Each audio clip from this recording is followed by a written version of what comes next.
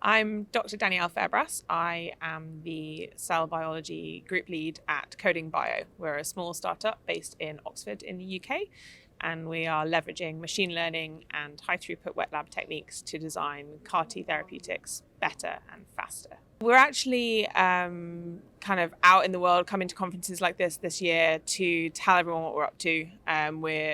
We've been working for a couple of years now, but our platform is a little bit more established, and we want to come out and meet people and collaborate with them and see if we can design better CAR T therapeutics and other modalities with them. So we've generated our own data sets surrounding CAR T function, but we focus not on binding, as is common in the field. We look at all the domains of a CAR, and our libraries generated use all of those domains in different configurations.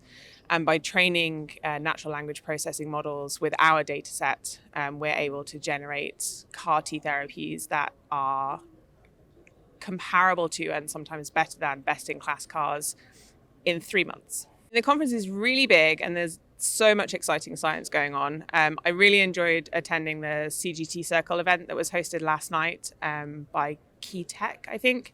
It was really great getting to know some more of my fellow women in CGT over here in Baltimore, so that was great.